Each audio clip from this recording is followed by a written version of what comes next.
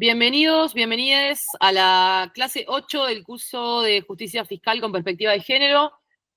Hoy tenemos, ya entrando la parte final del curso, tenemos el honor de tener a la docente Norma Sanchís, que además participó en el diseño, impulsó también el curso. Ella es socióloga, investigadora, activista feminista, directora de la Asociación Lola Mora, es consultora de distintos organismos internacionales, se especializa en políticas públicas, trabaja desde hace muchísimos años en Argentina y en otras partes también de Latinoamérica, cuestiones relacionadas al cuidado. Así que, y hoy la clase va a estar centrada en las políticas públicas, ¿no? Porque hemos visto mucho sobre justicia fiscal, pero también nos falta, bueno, toda la parte propositiva en relación a una agenda concreta de qué haríamos con ese dinero cuando, una vez que el Estado tendría esa capacidad de recaudar más, ¿no? Así que, Norma, otra vez agradecerte por la clase y te paso la palabra. Hola, buenas tardes.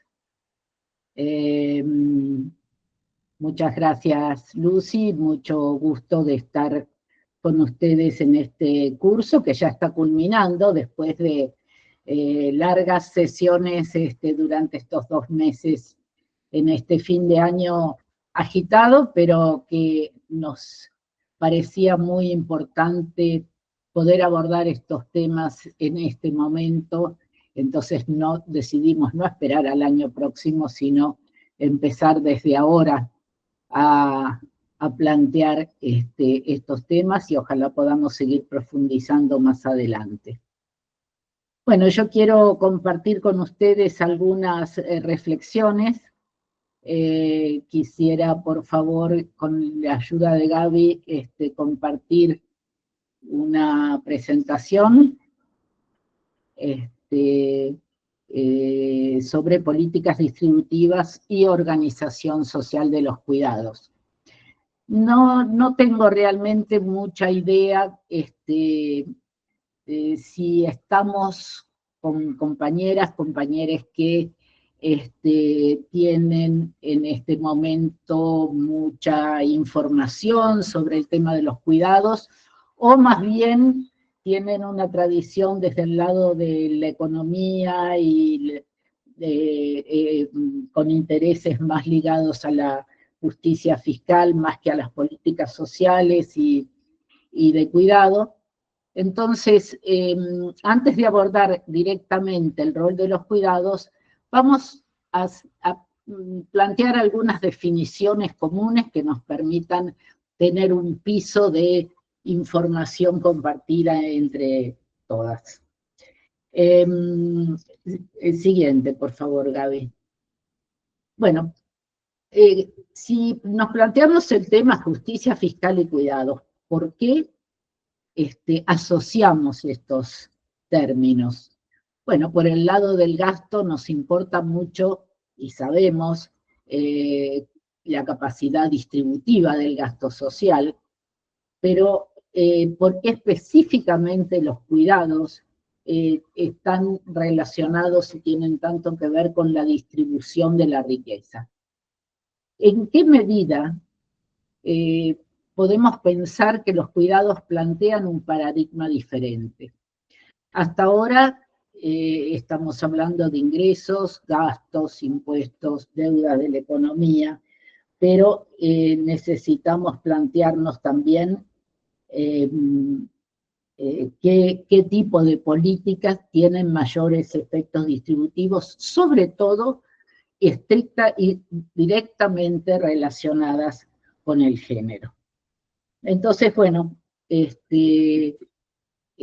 ante todo, anticipar que desde una concepción de los cuidados, desplazamos el centro y el eje de la atención y del debate que tiene la economía para plantear la sostenibilidad de la economía, la sostenibilidad de la vida en el centro.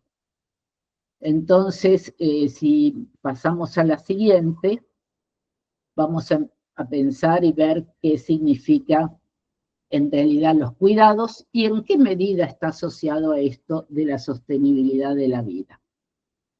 Bueno, ante todo, ¿qué son los cuidados? Digamos que es un término en construcción y como todo concepto en construcción, tiene distintas vertientes de aproximación y por eso lo llamamos un concepto polisémico, que tiene diversos sentidos y aproximaciones de acuerdo con el enfoque que le damos. En una definición muy simple y sencilla, hablamos de que involucra bienes y servicios materiales y simbólicos para sostener la vida y para cubrir necesidades, tanto biológicas como emocionales, afectivas, subjetivas, que hacen viable la vida de las personas en una sociedad. Yo les estoy proponiendo tres o cuatro lecturas de referencia sobre este tema, que la dejo en la placa del final, y una de ellas es la de Cristina Carrasco, una economista feminista que ha trabajado durante muchos años. Ella es chilena, trabajó en España en la mayor parte de su vida, ahora está de regreso a Chile, pero trabajó mucho tiempo el tema de los cuidados y plantea que los trabajos de cuidado van destinados a cuidar la vida, a cubrir necesidades tanto biológicas como emocionales, a mantener a las personas vulnerables y a todas, aclara, y esto también lo vamos a ver después. Únicamente a partir de ese cuidado básico podemos llegar a ser personas relativamente autónomas, capaces de interactuar posteriormente en el mundo común más amplio de la sociedad humana. Los cuidados de alguna manera nos hacen no solo seres vivos, no solo personas, sino también seres sociales. El entonces Ministerio de Mujeres y Diversidad Sexual, que fue cerrado a principios de este año, planteaba los cuidados desde tres enfoques diferentes, como necesidad, sin duda, de algunas personas en particular, los más vulnerables, las más carentes, al principio, al final de la vida, en momentos de crisis, de enfermedad, pero también lo plantea como trabajo, cubrir esa necesidad, que muchas veces se confunde con una perspectiva altruista y amorosa, que también lo es un trabajo, pero también es un derecho. Y en este sentido, no solo es un reconocimiento como trabajo de la persona que cuida, sino que también es un derecho para los cuidados, para los que cuidan, y en ese sentido plantea el derecho a cuidar, a derivar el cuidado cuando no se puede cuidar o no se quiere cuidar, poder derivar el cuidado, tener opciones, a ser cuidado, y también al autocuidado, que este es un tema que muchas veces se deja de lado. La siguiente.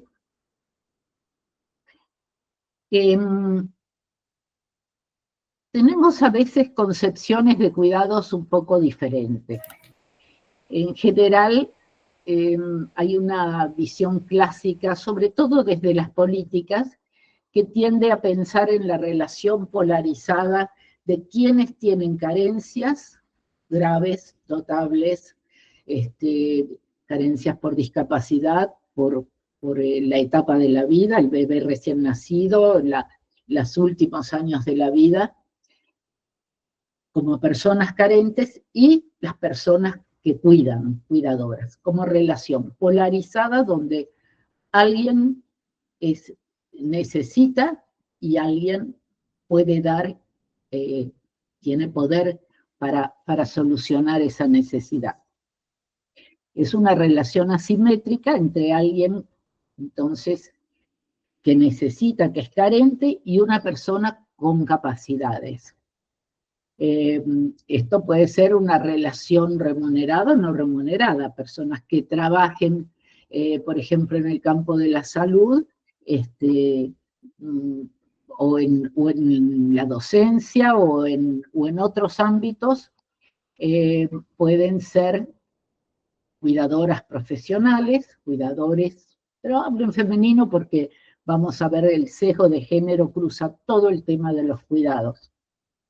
Y también puede ser en el ámbito familiar como trabajo no remunerado. Pero hay concepciones que van un poquito más allá de esta relación polarizada que refiere exclusivamente a las carencias y necesidades, que tiene que ver con las relaciones de reciprocidad, planteando todas las personas necesitan cuidar y ser cuidadas. Esto se vio clarísimo en la pandemia. Ahí, más allá de que fueras un bebé, una persona mayor o enferma, todo el mundo tenía que cuidarse y todo el mundo para cuidarse tenía que cuidar a otras personas, porque la idea era evitar el contagio. Entonces, en esta concepción los cuidados circulan de manera horizontal, colectiva, recíproca, y se da en cualquier espacio, dentro o fuera del hogar. La siguiente, por favor.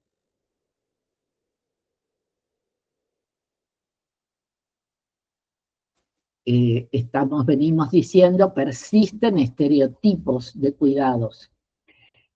Hay nudos de los cuidados que no pueden superarse más allá de que el tema se viene trabajando en organismos nacionales, desde las políticas públicas, desde la academia, desde los organismos internacionales.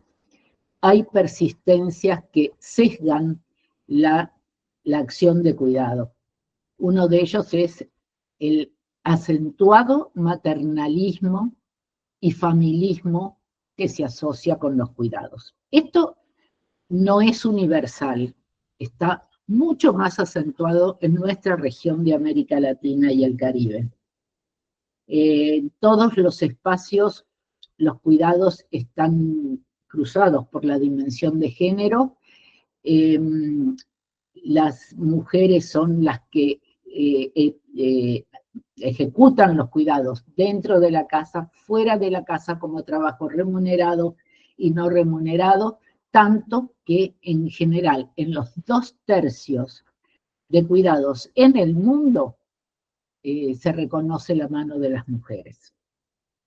En nuestro país hay una encuesta relativamente reciente del año 2021, encuesta nacional de uso del tiempo, que plantea que las mujeres, sí, medidos por el INDEC, las mujeres dedican el doble de tiempo que los varones a las tareas de cuidado dentro de la familia. Y sobre ese dato se hizo desde el Ministerio de Economía en años anteriores un cálculo que permitió estimar en un aporte mínimo, básico, de este trabajo no reconocido, un aporte del 16%, 16 puntos porcentuales del PBI en nuestro país. Esto implica para las mujeres una tensión indudable para conciliar el trabajo remunerado, trabajo para el mercado y el trabajo en el ámbito doméstico. Todas quienes hemos tenido hijos sabemos la enorme tensión que significa este trabajo de conciliación, las angustias, las tensiones que provoca para poder repartirse y estar en ambos ámbitos y cumplir con las responsabilidades en ambos ámbitos. Y también genera tensión tratar de distribuir estas responsabilidades y estas cargas con los varones. Se ha avanzado mucho, sin duda, en ciertos sectores sociales, en ciertas regiones más que en otras, pero de todas maneras la principal carga todavía sigue recayendo en las mujeres, inclusive para organizar cómo es la distribución. y también para distribuir con otros actores. Cuando se cuenta con servicios públicos de jardines, de guarderías, para el cuidado de los niños pequeños, por ejemplo, un día de lluvia y tormenta, o los feriados, o una huelga docente, recae nuevamente la carga en la familia, que siempre es cuidadora de última instancia. Esto obviamente limita la participación de las mujeres en el mercado de trabajo. No es el único motivo de discriminación de las mujeres en el mercado laboral, pero sin duda es una de las limitantes más serias. Y esto implica menor participación laboral, casi 20 puntos porcentuales menos de participación laboral de las mujeres en el mercado en el trabajo remunerado. Implica mayor desocupación, implica diferencias salariales que andan siempre alrededor del 25% en relación a los hombres, implica segregación ocupacional en aquellas ramas precisamente de los servicios y servicios de cuidado en mayor medida, que están donde predominan las mujeres y que tienen menores remuneraciones, están peor remuneradas en el mercado de trabajo en comparación, por ejemplo, con la industria o algunos sectores de servicios de punta.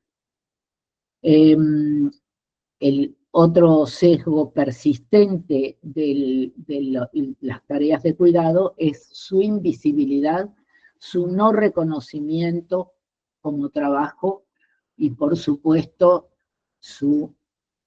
al no ser reconocido, al no ser visibilizado, tampoco es recompensado de ninguna manera. La siguiente, por favor. Bueno, entonces,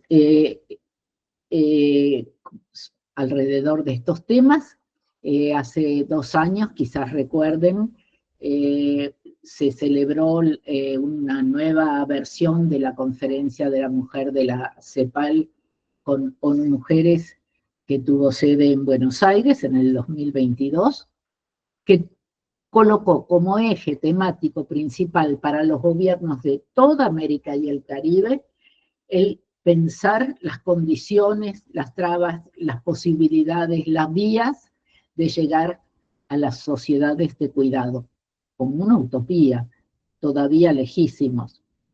Pero esto significó que después de varios días de debate, después de mucha presión y trabajo desde el foro feminista que funcionó en paralelo de la sociedad civil, los gobiernos de América Latina y el Caribe firman el Compromiso de Buenos Aires por los Cuidados, que realmente vale la pena leer, buscar en internet, leer para entender a qué se han comprometido los estados y qué enorme distancia hay todavía para cumplirlos. El compromiso, para sintetizar de una manera un poco burda, tiene 2 planteos centrales. Uno es que es justamente si la economía hegemónica, las corrientes hegemónicas de la economía colocan a la producción y al mercado en el centro del escenario, una perspectiva desde los cuidados, una sociedad del cuidado, coloca en el centro como prioridad absoluta de las políticas, de las intenciones sociales, desde la sociedad civil, desde los gobiernos, desde los organismos, coloca la sostenibilidad de la vida como prioridad absoluta, incluyendo la reproducción. El otro planteo central es lo que se llamó y se insistió y se planteó como las 5 R's, que es una manera de ver el camino que falta recorrer desde una asociación lingüística. Por un lado, ante todo es necesario reconocer los cuidados.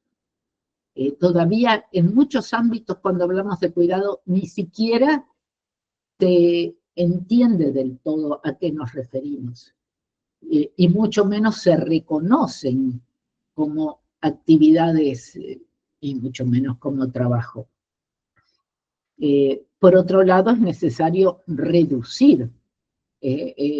Hay situaciones, sobre todo en las familias de menores ingresos, con un gran número de hijos, donde es necesario reducir, achicar las cargas de trabajo compensadas con servicios públicos, sobre todo.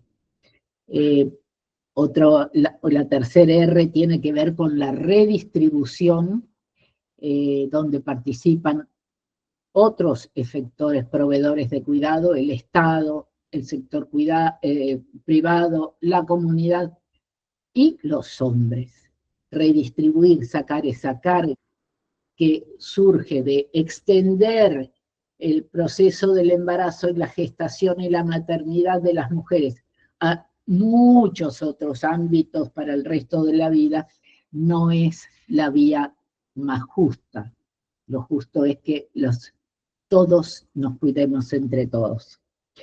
La siguiente R es recompensar, y acá se abren grandes debates. Hay que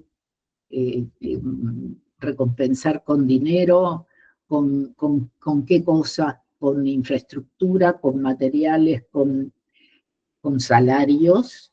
Alrededor del salario hay un histórico debate que vamos a pasar enseguida, vamos a comentar.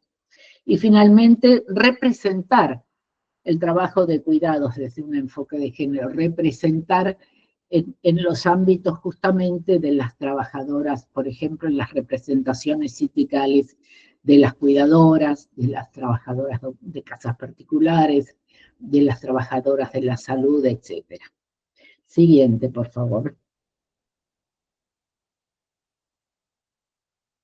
Bueno, llegamos ahora al nudo que yo quería, al eje central que quería plantear, que tiene que ver con cuáles son, esquemáticamente, los principales proveedores de cuidados en una sociedad cualquiera.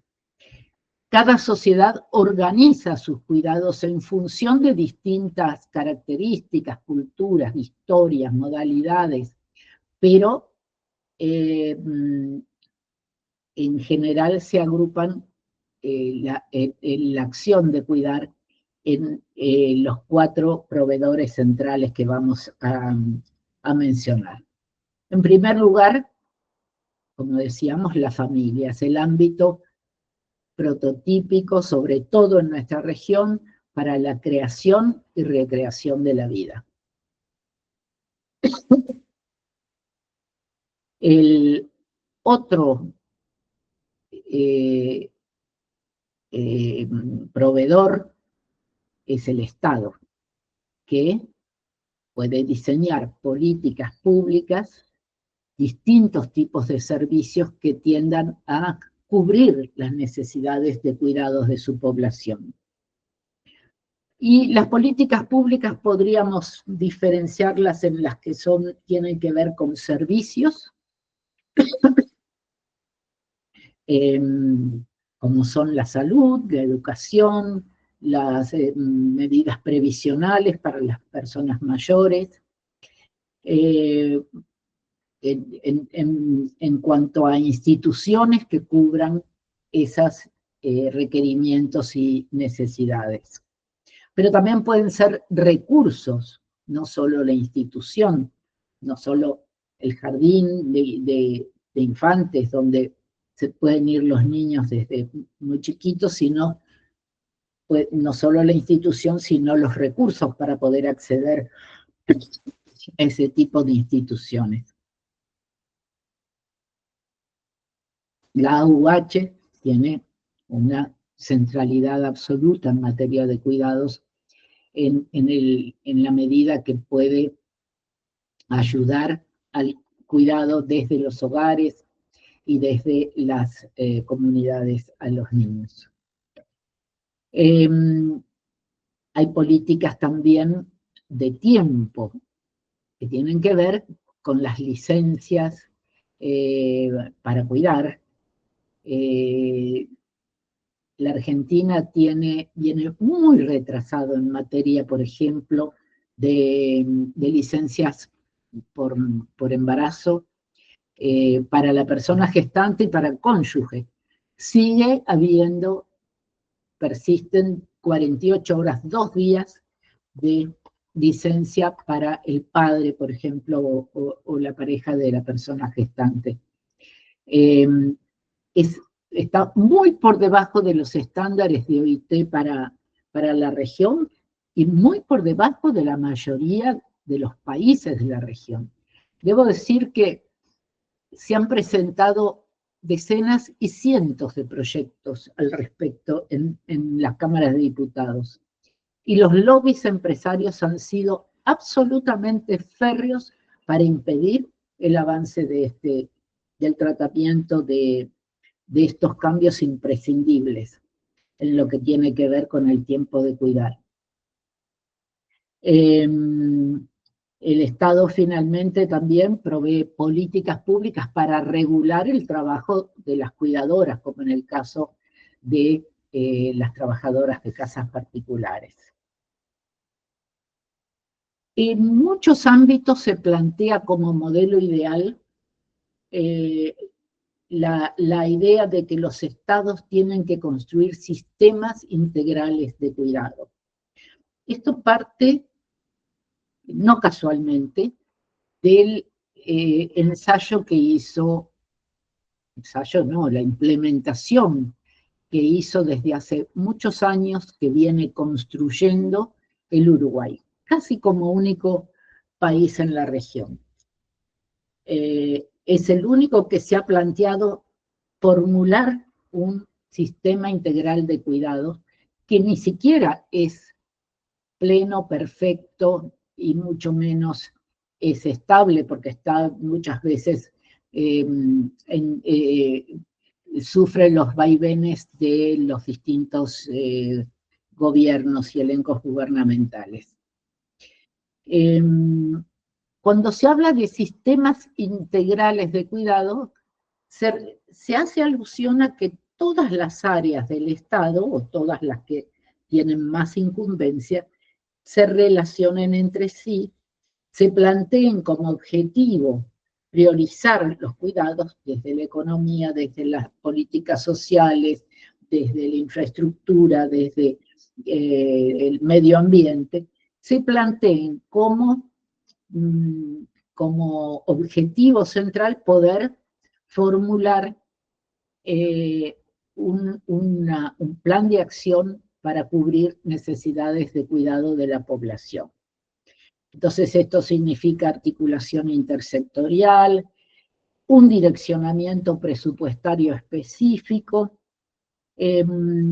también obviamente la capacidad desde los organismos del Estado, la viabilidad y básicamente la voluntad política, la orientación ideológica del gobierno, en Uruguay con el gobierno que acaba de terminar o que está terminando en estos tiempos, se desfinanció completamente el sistema integral de cuidados, que siguió casi nominalmente.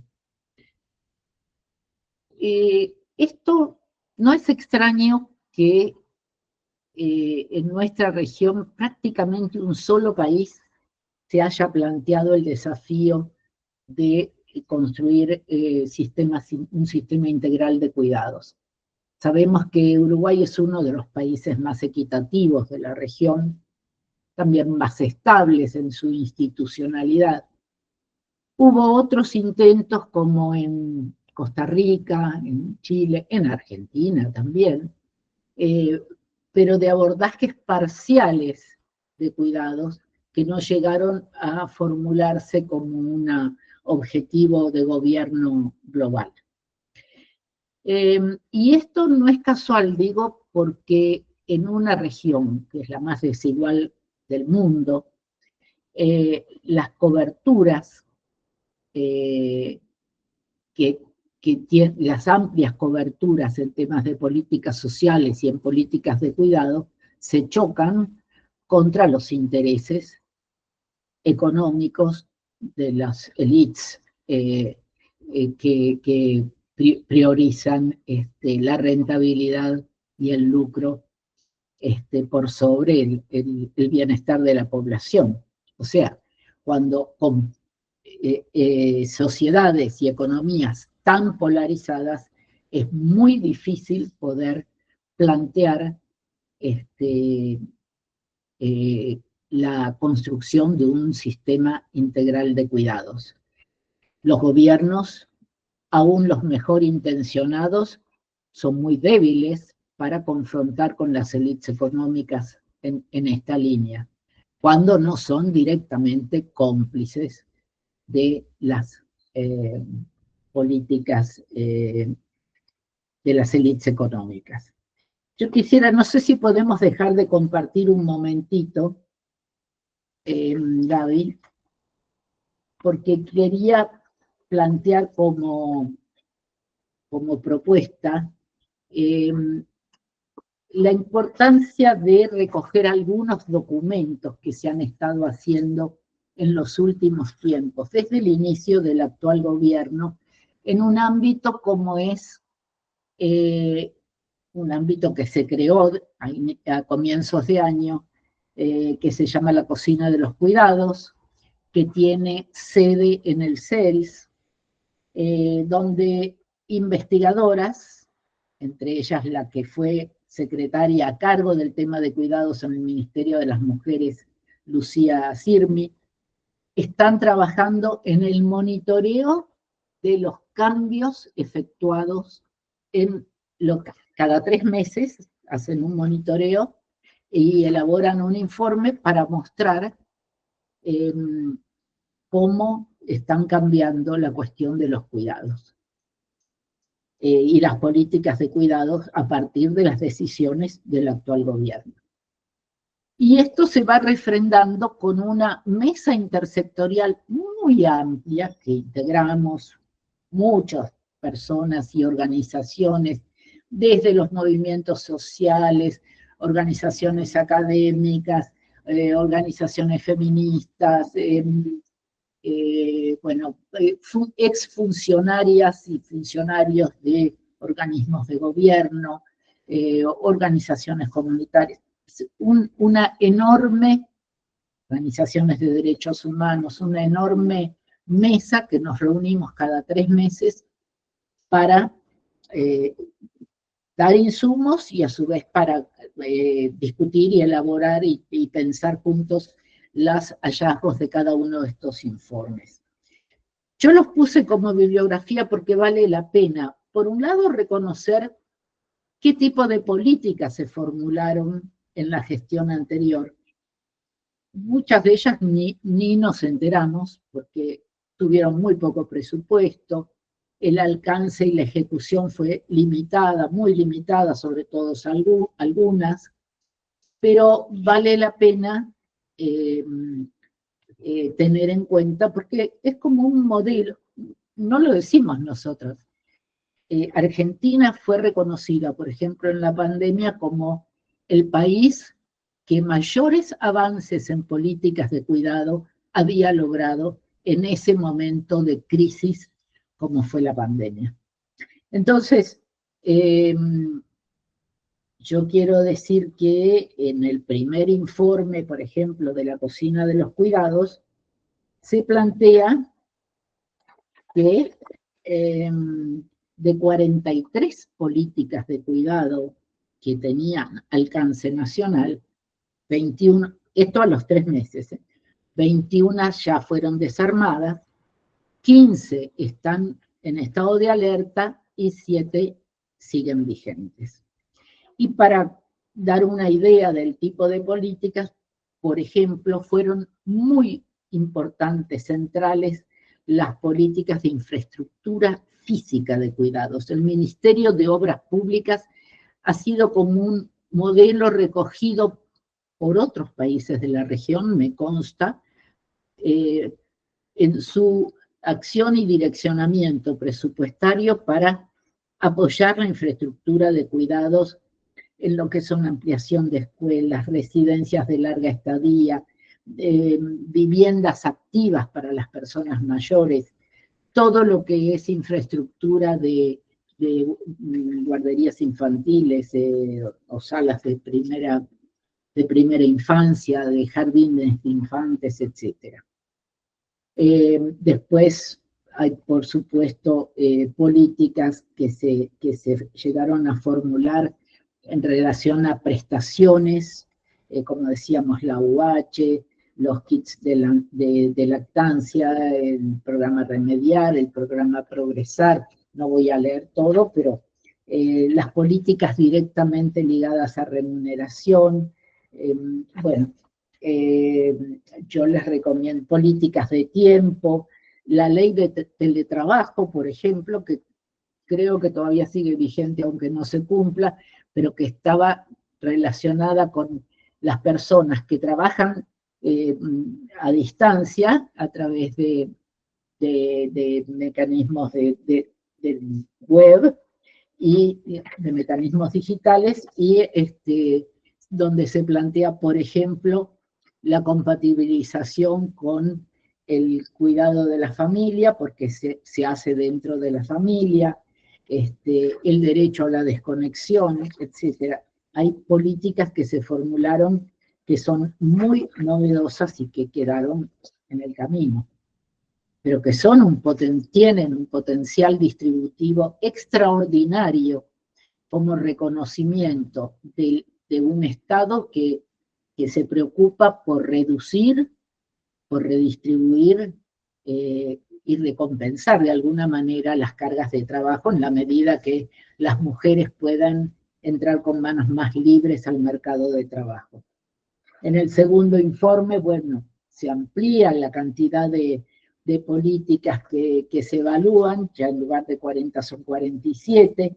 El tercer informe incorpora un tema muy interesante, que es una encuesta telefónica de alcance nacional que se hizo a 1.730 casos,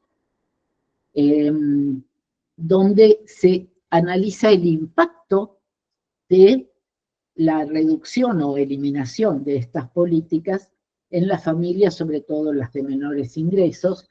No tengo tiempo ahora de leer las conclusiones, pero es muy interesante.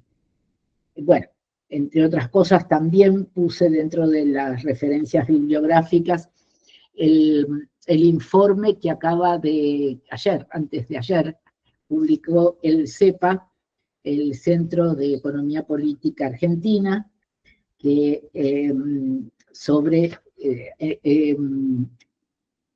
que dice presupuesto 2025 sin perspectiva de género, donde otra vez analiza las políticas, los programas que contribuyen a reducir las brechas de cuidado y en qué situación están. Bueno, y todo lo que tiene que ver con las políticas de recursos monetarios, de salud, de violencia, por ejemplo, cómo se eliminaron todas las políticas de acompañamiento, etc. Bueno, si volvemos a la presentación.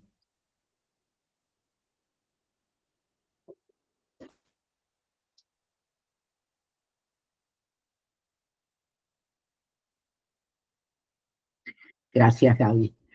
Bueno, estábamos en los efectores de cuidado, proveedores de cuidado, la familia y el Estado como dos ejes muy importantes. Si pasamos a la siguiente, vamos a ver los otros dos proveedores de cuidados que cierran un rombo, digamos, una figura con 4 puntas. Uno es el sector privado. Por un lado, sí, tenemos todos los cuidados que se compran en el mercado. Tanto puede ser el servicio de personas cuidadoras o del trabajo doméstico, como de instituciones guarderías, jardines, residencias para ancianos, etc. A veces se producen cadenas de cuidado. Las cadenas de cuidado tienen que ver justamente con la profunda desigualdad social que impera en nuestro país y en la región también. Las personas cuidadoras normalmente provienen de hogares de bajos ingresos, son las trabajadoras domésticas, las cuidadoras, que van a cuidar a las familias que sí pueden, en el seno de familias que sí pueden pagar por su trabajo, pero dejando a sus propias demandantes de cuidado dentro de su familia, o solos, o al cuidado de otros miembros de la familia. En los chicos más chicos, normalmente las abuelas juegan un papel centralísimo, a veces las tías, a veces las hermanitas mayores, pero en general los cuidados se derivan dentro de las redes familiares, en los hogares de bajos ingresos, a, a otras mujeres de la familia. Esto es una clarísima radiografía de la desigualdad que implican los cuidados. Decimos que los cuidados se centran en el nudo de la desigualdad, porque están estructurados en cada sociedad por sociedades desiguales, están estructurados por la desigualdad, pero a su vez estructuran la desigualdad, porque en las familias que pueden tener alternativas institucionales o que se compren en el mercado, o de personas en quienes derivar los cuidados familiares, esas personas van a tener muchas más posibilidades de acceso a situaciones laborales más dignas, mejor remuneradas, mejor calificadas. Esto se agrava sobre todo, inclusive con las cadenas transnacionales de cuidado, donde trabajadoras de otros países Argentina es un país básicamente receptor de migrantes y de migrantes de cuidado. Estas migrantes que vienen a cuidar vienen de países con serias crisis de reproducción, con serios problemas de desigualdad social, como puede ser Paraguay, sobre todo los países limítrofes, Paraguay, Perú, Bolivia, y vienen a ocupar esos nichos y situaciones de cuidado que requieren una dedicación extrema, a veces las 24 horas conviviendo con la persona a cuidar, sobre todo en el caso de ancianos, a veces durante 7 días sin descanso, de lunes a lunes en la semana, para poder reunir ese dinero, enviarlo a sus países de origen, las remesas que envían a sus países de origen y que les permiten cuidar a distancia a sus hijos o a sus propios padres que necesitan ese cuidado, toda su familia que necesita cuidado. El sector privado también incide en las medidas, las políticas que las empresas, los comercios pueden facilitar para que sus trabajadoras y trabajadores puedan cuidar de una manera adecuada a su familia. Esto legalmente es muy estricto, tiene limitaciones muy serias. Las convenciones colectivas de trabajo por gremios, por sectores, han logrado avanzar en lo que son licencias, en lo que son permisos especiales en algunos sectores, pero no en todos. Bueno, finalmente tenemos un cuarto proveedor de cuidados que es el menos estudiado, el menos reconocido hasta hace muy pocos años ni se hablaba de la comunidad que cuida. Y yo quiero detenerme, venimos hace años trabajando desde la Asociación Lola Mora en barrios de sectores populares, relevando el arduo trabajo comunitario que realizan mujeres, básicamente, en distintos sectores de las actividades de cuidado que proveen a las familias del barrio. La siguiente, por favor.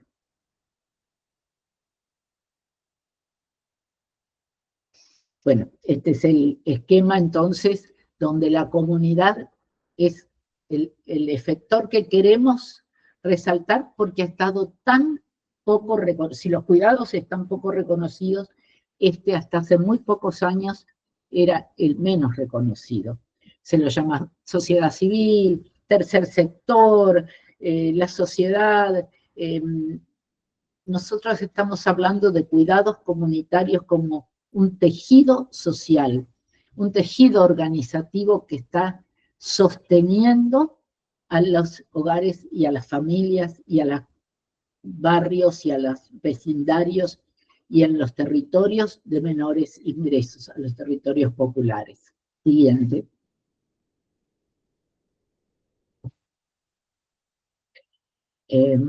Bueno, esto ya comentamos. Va al siguiente, por favor.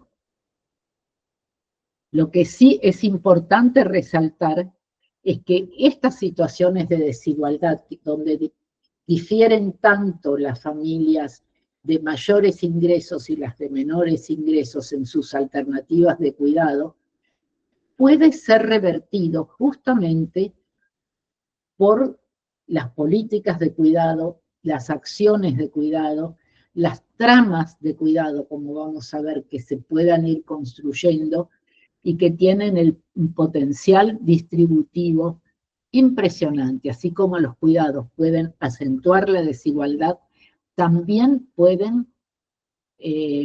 tienen esa capacidad distributiva que permite avanzar hacia sociedades más igualitarias. Entonces, en relación con los cuidados comunitarios, hay un texto que puse en la bibliografía también. ¿Cómo se definen? Parece que hubiera un espectro tan diverso, tan heterogéneo de grupos, de organizaciones en los barrios populares, en el conurbano de Buenos Aires, trabajamos en la ciudad de Rosario, en otras ciudades del país, donde pareciera que hay un enjambre que surgen de pronto y después pareciera como que quedan con cierta latencia. Estas organizaciones, grupos de la comunidad se hacen más visibles siempre en situaciones de crisis económicas, crisis sanitarias, crisis climáticas, ambientales, etc. Argentina tiene una rica historia, pero una rica historia poco relevada de el papel que han jugado las organizaciones comunitarias en relación con los cuidados en los barrios de sectores populares de menores ingresos. Tenemos registros por lo menos desde los años 80 del siglo pasado frente a la hiperinflación que azotó al gobierno de Alfonsín y después volvieron a aparecer con las crisis durante el gobierno de los 90, obviamente con la crisis de 2001 y 2002, y fueron muy, muy visibles también en la pandemia.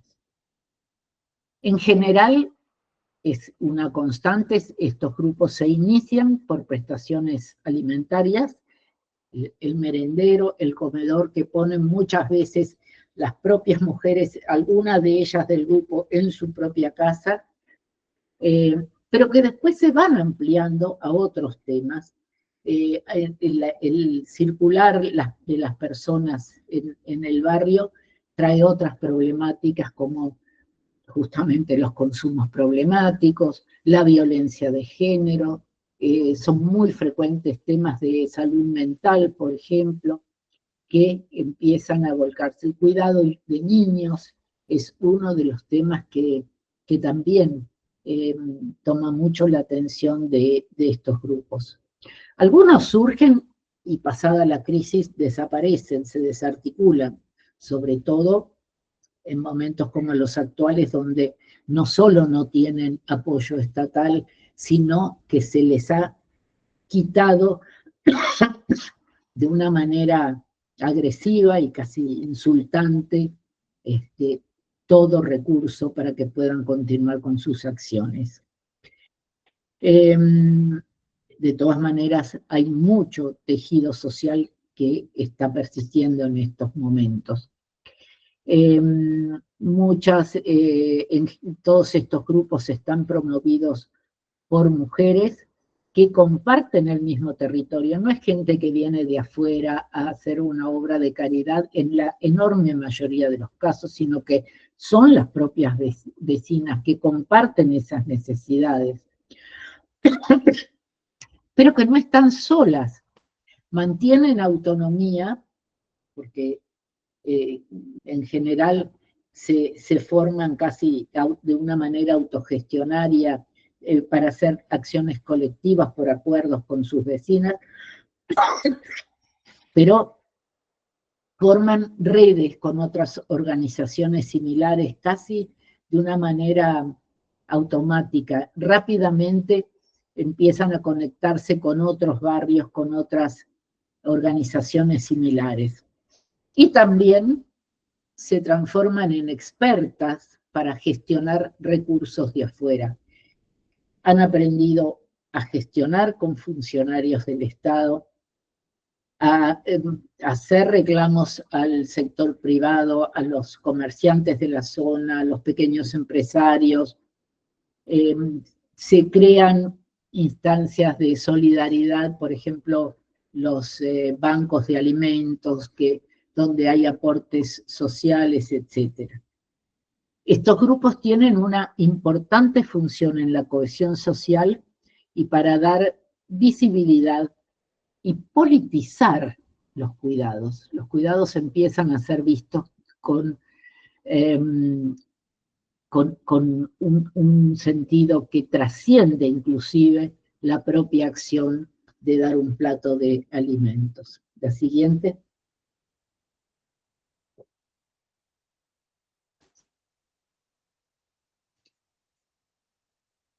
Bueno, decimos que entonces presenta sesgos de género porque aunque participen hombres en alguna minoría de grupos, las tareas están bastante segregadas.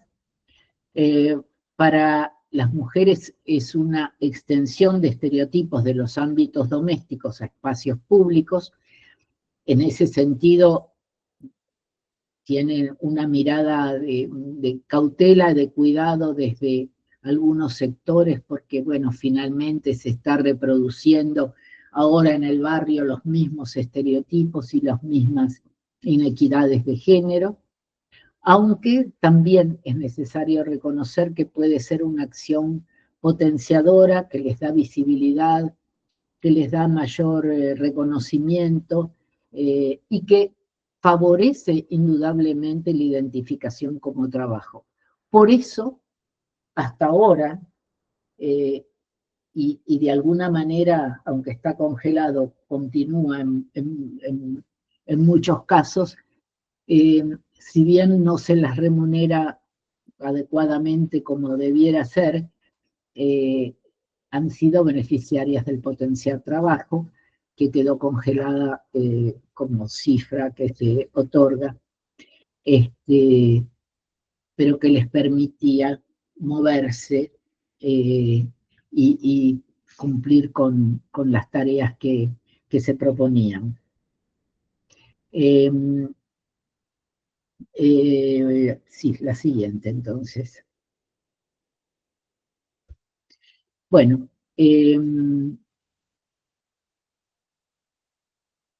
de alguna manera decimos siempre, que en sociedades como las nuestras, desiguales, inequitativas,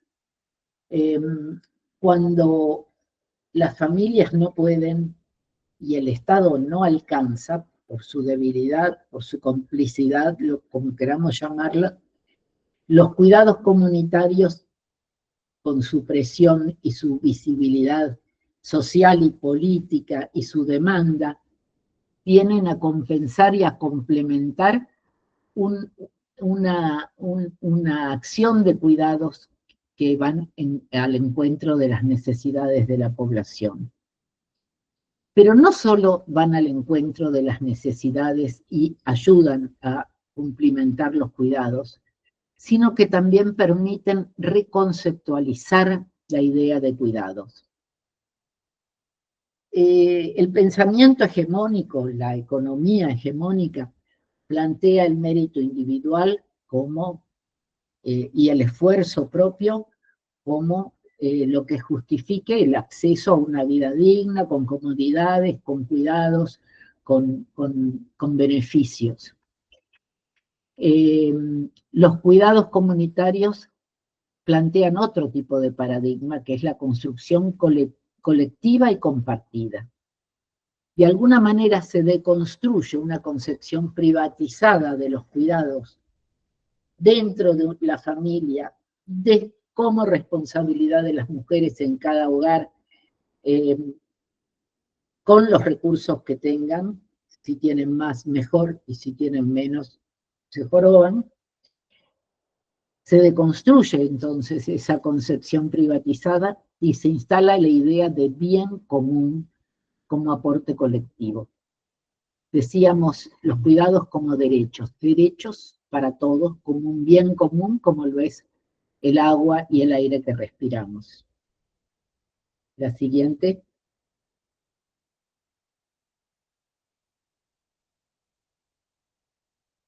Bueno, con esto estamos terminando.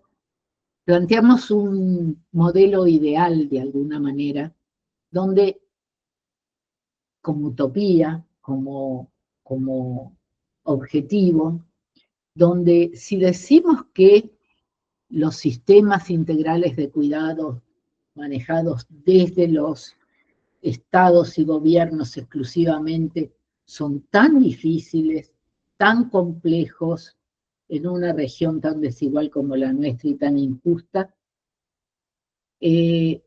los mecanismos de provisión de cuidados para una sociedad tienen que tener en cuenta todos los efectores, la participación de todos los efectores. No es posible delegar todo idealmente en el Estado, y entonces planteamos como objetivo a lograr la construcción de tramas comunitarias de cuidados, donde en los territorios, en los niveles locales, puedan entrelazarse, articularse las capilaridades de los servicios estatales con los servicios que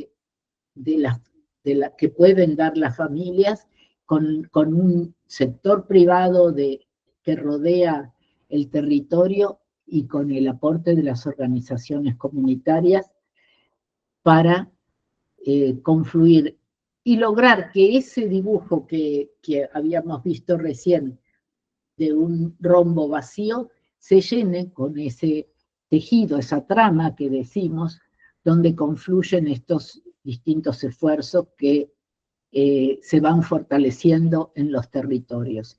Desde nuestro pequeño aporte como asociación estamos trabajando en barrios, en experiencias, en metodologías, en identificar aquellos resortes que pueden fortalecer esas tramas de cuidado, aún en situaciones tan complejas como las que estamos viviendo hoy.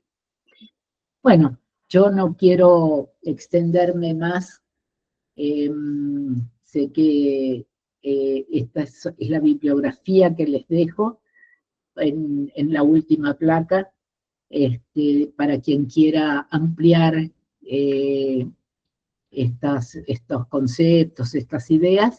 Y bueno, y si hay alguna pregunta quedo a disposición.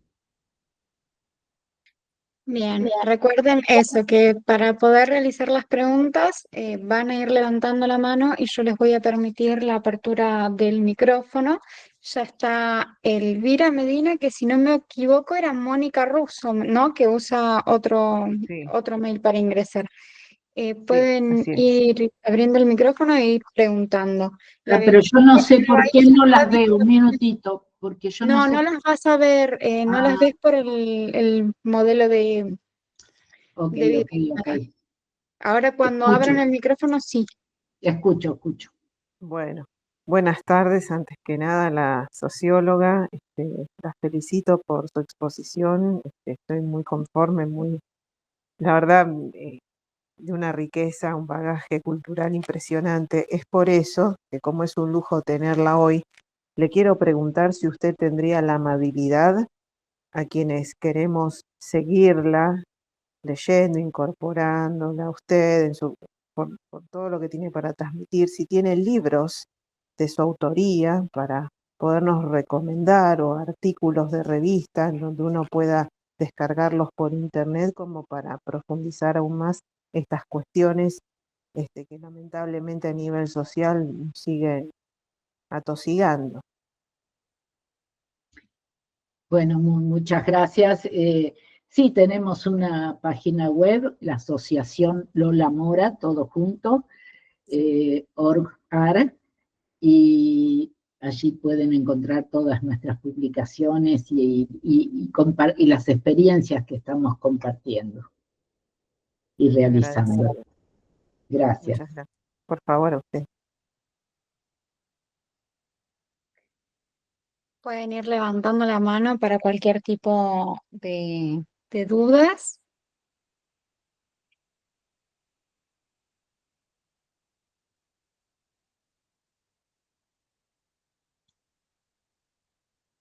Están tirando aplausitos mientras en Sí, las reacciones.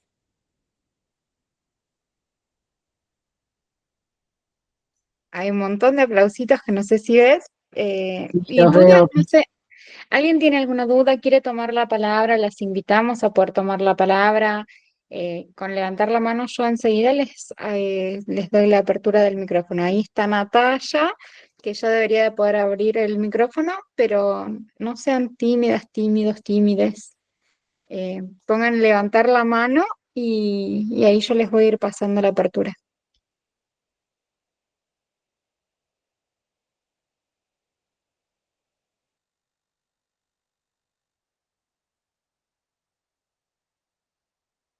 Natalia, ya deberías de ser capaz de abrir el micrófono, de habilitarlo. Sí, ¿qué tal? Buenas tardes. Buenas tardes. ¿Qué tal? Bueno, primero que nada, escucharla, un lujo, un placer.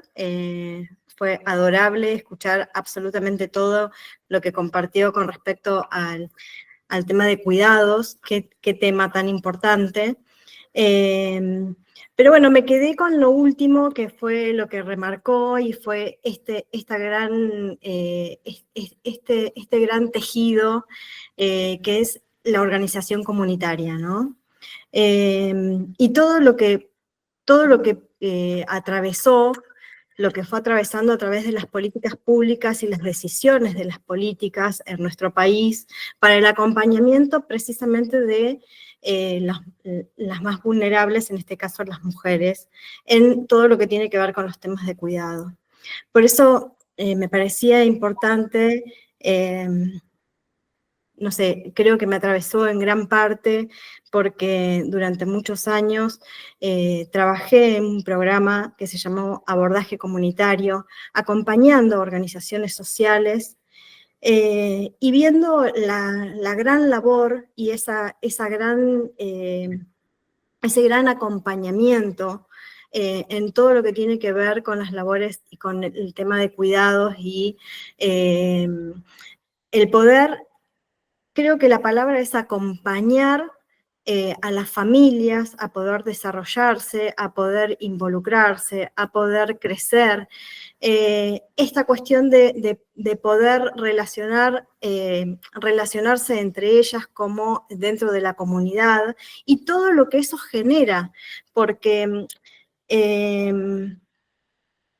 cuando hay una familia, y en este caso, cuando hay una mamá que tiene hijos a su cuidado, es muy difícil poder desarrollarse si no es con el acompañamiento del Estado o, en este caso, el acompañamiento de una organización social comunitaria que es como la intermediaria muchas veces entre el Estado y la familia. Por eso quería recordar y por ahí poner en valor todo lo que fue durante la época del 2001 en adelante, con las políticas públicas que generó en el año, se comenzaron a generar a partir del año 2002 aproximadamente, a través de la decisión del presidente de ese momento, que fue Néstor Kirchner, cuando comenzó a acompañar las políticas públicas a través de las prestaciones alimentarias. Y ese impulso lo puso sobre todo en organizaciones sociales. Le dio ese fortalecimiento a las organizaciones sociales porque entendió que la forma más cercana y la forma más genuina de que esa familia estuviera acompañada era a través de las organizaciones sociales. Entonces se elaboraron proyectos que fueron aprobados donde las organizaciones sociales eran los nexos, eran el nexo más importante y eran los que recibían el beneficio para poder hacerlo llegar a las familias a través de prestaciones alimentarias. Durante muchos años el objetivo fundamental fue satisfacer esas prestaciones alimentarias porque la crisis económica fue muy, pero muy grande, todos lo sabemos, todos lo atravesamos, pero en algún momento, a partir del año 2008 aproximadamente, se pudo ver un poquito más allá y se fortaleció aún más esas prestaciones alimentarias y se pudo pensar en fortalecer el acompañamiento a las familias desde otro ángulo y desde otro eje. Creo que por ahí me estoy extendiendo con lo que quiero comunicar, pero me parece que es sumamente importante porque todo eso después concluyó obviamente con la gestión de la presidenta Cristina Fernández de Kirchner, con una ampliación de derechos muy pronunciada y, bueno, ese acompañamiento siempre fue de la mano de las organizaciones sociales. Entonces, me pareció maravilloso escucharla y poner en valor la gran tarea y ese acompañamiento que ejercen las organizaciones sociales y que muchas veces son únicamente, en muy pocos casos, o sea, se da la particularidad de que quienes forman parte de las asociaciones civiles, como se llame la personería jurídica que se arme para llevar adelante esa organización social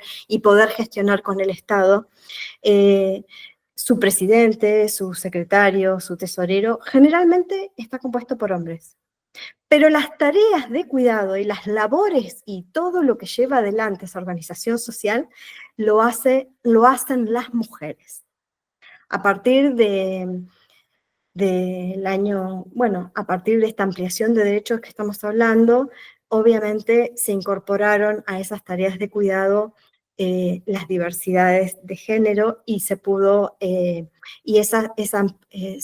pudo empezar a visibilizar y a tener en cuenta esa participación, valorándolas desde ya, por supuesto, pero se sigue dando esa particularidad. Pero bueno, nada, era una pequeña intervención y poner en valor esto que fue tan maravilloso en esta exposición. Muchísimas gracias. Muchas gracias. No sé si otra... Sí, está ¿Alguno que Noelia Belén Roland, que debería también de poder prender el micrófono ya.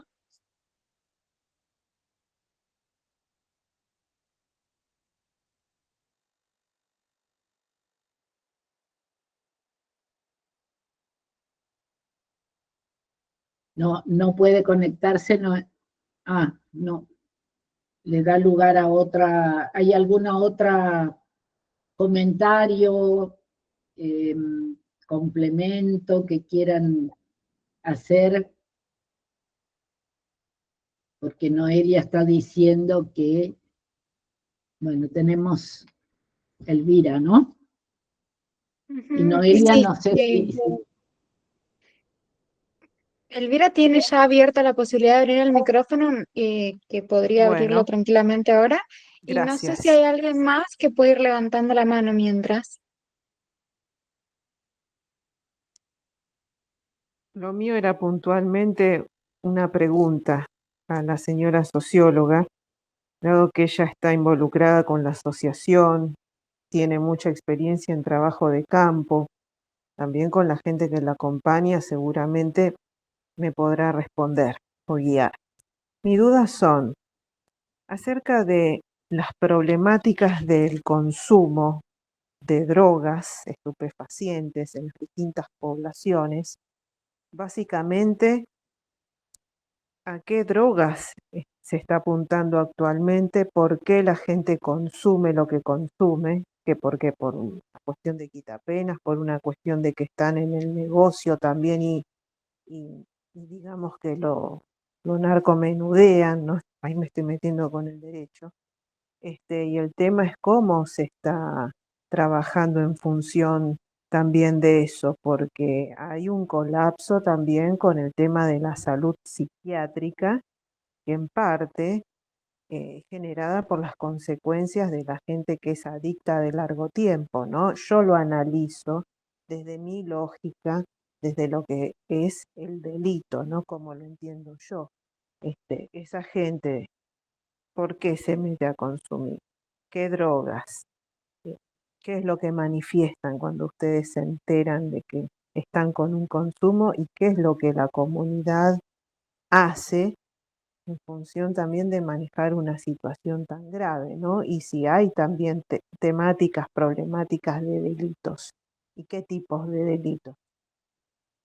Me gustaría mucho saber. no sé si hay algún otro comentario. Creo que por el momento no. Bueno, bueno, Elvira, yo no soy especialista en el tema, no puedo. Ahora Noelia volvió a levantar la mano, quizás pudo conectarse o no. Sí, ¿la Puedes escuchamos? abrir el micrófono, Noelia. Ahí está, buenas tardes. Sí, tenía problemas de conexión, pero bueno, además mi intervención iba un poco relacionada a lo que dijo la primera de las compañeras. Me hizo pensar mucho, ni bien mencionó usted el informe del presupuesto 2025 sin perspectiva de género, lo estuve leyendo ayer, y justo cuando accedí al informe había datos que me dejaron perplejas. Y vemos cómo, por ejemplo, hoy son las redes comunitarias las que toman intervención y de alguna manera suplen la ausencia del Estado en el acompañamiento de las víctimas de violencia. Y eso también un poco relacionarlo con esto de las tareas de cuidado, porque si no hay un acompañamiento de las víctimas, que son justamente quienes en general tienen a su cargo las tareas de cuidado, ya tenemos allí un doble problema. Quien cuida no es cuidada o no es acompañada y a su vez no puede cuidar, ¿no? Y realmente los datos que arroja el informe, los porcentajes de reducción del presupuesto en ese sentido son catastróficos. No sé si, Norma, tenés alguna reflexión sobre eso, pero me dejó una pregunta ahí latente o más bien una reflexión que creo que no es menor. Sí, yo creo que tanto en la temática, por ejemplo, de la violencia doméstica que mencionás, como la del consumo de drogas que mencionaba Elvira, como situaciones de salud mental. Todo es muchísimo más difícil de resolver en la aridez de la soledad de las cuatro paredes o las cuatro chapas o todo lo que es tejido comunitario y grupos hermanados y vecinos que están actuando en conjunto puede ayudar mucho más allá que poner el plato de comida, que es importante. Este es el plus increíble, incalculable que tienen los cuidados, que por eso es difícil de definir los cuidados, porque no se trata solo de cambiar pañales o de acompañar a alguien, sino de todo este acompañamiento emocional, contención, que genera el tejido social. Miren, estuvimos ayer en una reunión a la distancia también en Rosario, donde el consumo de sustancias problemáticas es muy grave, donde la conflictividad social en barrios donde hay serios problemas de ese tipo, y las mujeres organizadas pueden apoyarse, pueden crear espacios de contención conjunta, pueden generar lugares de tránsitos más seguros porque todo el mundo está avisado para cuidar a las y los otros, a los chicos, donde los clubes sociales se involucran, los clubes de fútbol, donde, bueno, hay una comunidad que cuida. A veces la relación con el Estado y las políticas, que sería fundamental, pero hoy no lo tenemos, también tiene sus tensiones y sus riesgos, porque a veces llega el Estado y quiere sobreimprimir una política sobre un tejido social que con sus déficits y sus posibilidades se viene dando.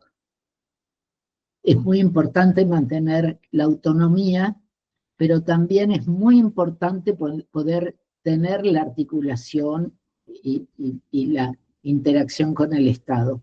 Y para el Estado, estamos hablando de situaciones que no son las actuales, para el Estado, para un gobierno, es fundamental poder diseñar políticas que contemplen las propuestas desde abajo, desde las comunidades, desde las familias, desde las organizaciones, que no lo manejen exclusivamente las manos de los técnicos o los especialistas, sino que se pueda recoger toda esa riqueza que expresa la comunidad y transformarlo en respuestas de un alcance más amplio. Yo creo que estamos hablando más que nunca de utopías. Hoy no podemos ni siquiera hablar de demandas consolidadas. Nuestra situación es muy compleja, y es muy compleja por todo lo que se avanzó, que decía la compañera, en años anteriores, porque hay un direccionamiento muy claro, un ensañamiento contra los tejidos comunitarios para romperlos, para destruir movimiento social, organización popular, y hay un ensañamiento muy especial contra las mujeres también. Entonces, contra los derechos, contra el avance de derechos en general, mujeres y diversidades en general. Entonces, son épocas de resistencia, son épocas de no bajar los brazos, de seguir aún en los niveles en que se pueda manteniendo esa solidaridad y acción colectiva, que les voy a decir, es bastante particular de nuestro país en relación a nuestra región, por ejemplo. estuve en Brasil y me planteaban maravillados de las experiencias que conocen de tejido comunitario y de organización social y movimientos sociales de Argentina y el sostén de los cuidados que han dado y que han caracterizado a estas tramas incipientes de cuidado que sin duda hoy están debilitadas, habrá que fortalecerlas, habrá que tener respuestas imaginativas para sostenerlas y habrá que esperar cambios de viento y promoverlos, por supuesto, y de orientación, porque exactamente significan la contrahegemonía, la contraposición de lo que es el modelo hegemónico que hoy quiere implantar este capitalismo salvaje y el neoliberalismo y la patria financiera que estamos transitando.